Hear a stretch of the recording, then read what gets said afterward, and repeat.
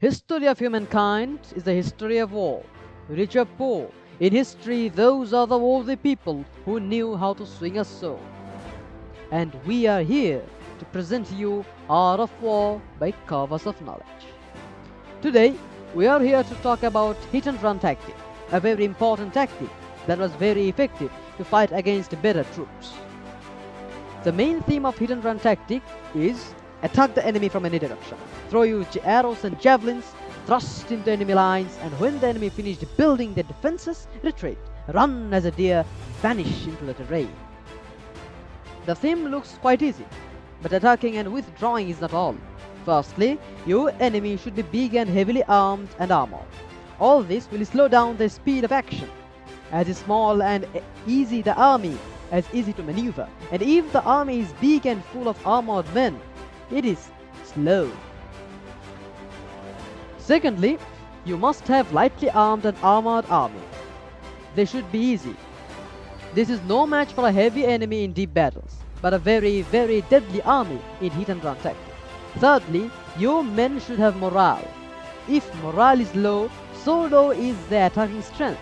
And here, in this tactic, this is not the objective to smash the enemy, but the objective is to harass them, demoralize them, and force them to abandon mission. And it is all a mental war. It may take days. So if you men are low in morale, they won't be able to pass these days. They will be destroyed. The hit and run tactic was a very favorite tactic for small tribes fighting against states or coalitions.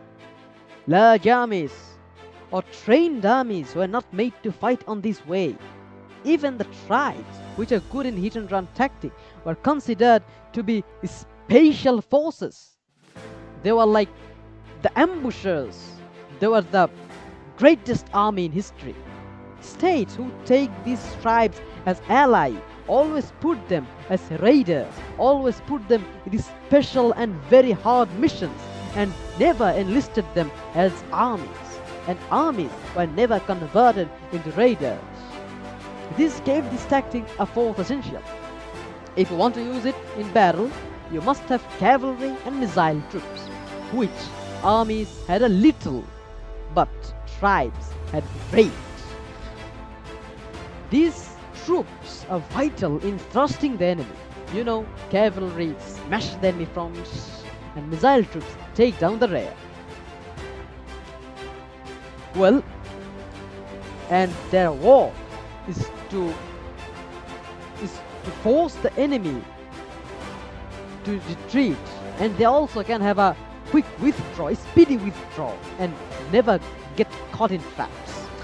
Infantry units could be used if their weapons does not hamper their speed and maneuverability, because all we need is speed, and then we need maneuverability, not standing in the ground and fighting against head-to-head.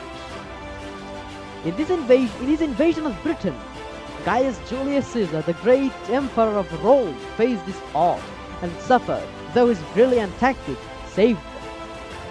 And he also learned this tactic from the barbaric Britishmen. But Napoleon maybe was not so lucky in his Russian campaign. The Cossacks demoralized his troops. He lost the war, and we know how suffering this war for France. Thank you for watching.